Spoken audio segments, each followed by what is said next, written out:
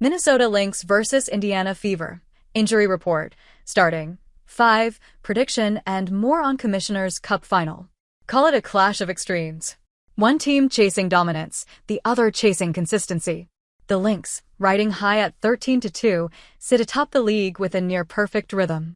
Whereas the Fever, despite having the luxury of Caitlin Clark on their roster, are stuck at .500 and still trying to find their way this season.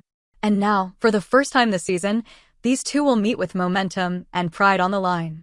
Especially for veteran forward Natasha Howard, because she just headed back to the Fever after playing for Wings, Liberty, Storm, and even tonight's competitors, Lynx, with whom she won a championship. But are the big guns playing?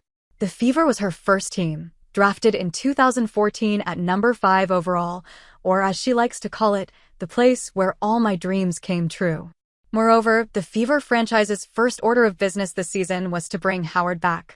I think it was day one when I got this job. Kelly and I were on the phone, and we had 2 things on our to-do list.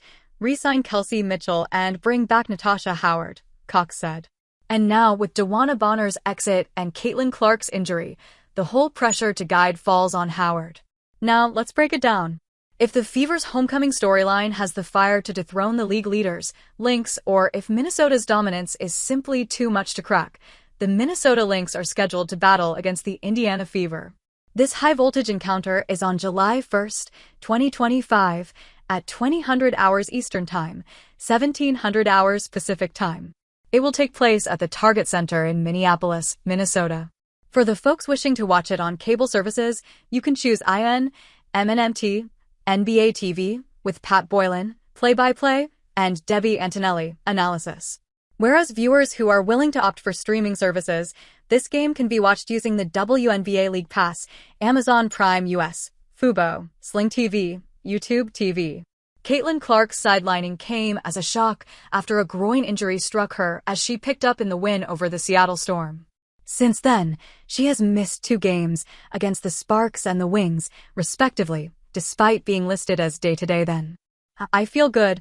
I'm gonna be day-to-day from here on out, and doing everything I can to put myself in a position to play the next game every single time, Clark said after practice. The Fever will certainly miss Clark's service if she does not make her comeback before the championship. Whereas, Damaris Dantas has headed to Brazil for the FIBA Women's AmeriCup tournament. The Fever were already expecting her to miss 4 games between June 25th to July 8th. If the Fever are able to replicate their last outing, expect Kelsey Mitchell, 32 PTS, 7 AST, 6 to 8 feet, to again be their offensive engine. While Aaliyah Boston, 21 PTS, 6 REB, 3 AST, could anchor the paint with quiet dominance.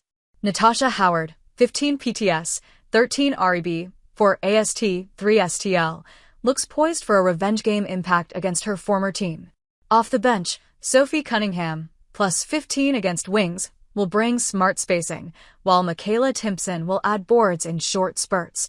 If the Lynx play the Suns out without injury and stay hot like they did last game, we can expect Napheesa Collier, 26 PTS, 7 REB, 6 AST versus Atlanta, to continue dominating on both ends. Kayla McBride, 18 PTS, 6 to 6 feet, will likely be the clutch scorer again, while Bridget Carlton could remain red-hot from deep, 4 to 4 3-points.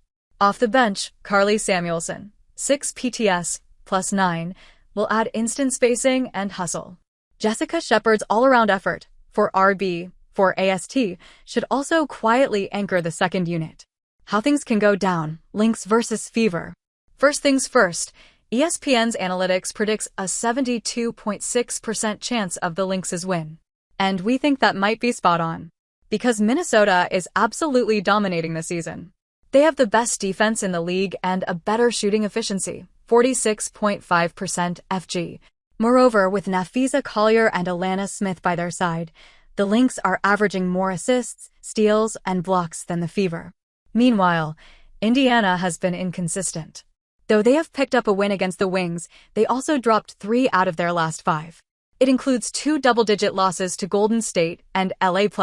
The Fever's defense has struggled to contain high-scoring teams. That's exactly what Minnesota thrives on. Put simply, if the Lynx play like the top seed they are, They should control the tempo, share the ball better, and close stronger. Fever has heart and recent momentum, but the Lynx have numbers, depth, and execution. However, the Fever does have the tendency to break winning streaks, just like they did to the Liberty, so stay tuned in.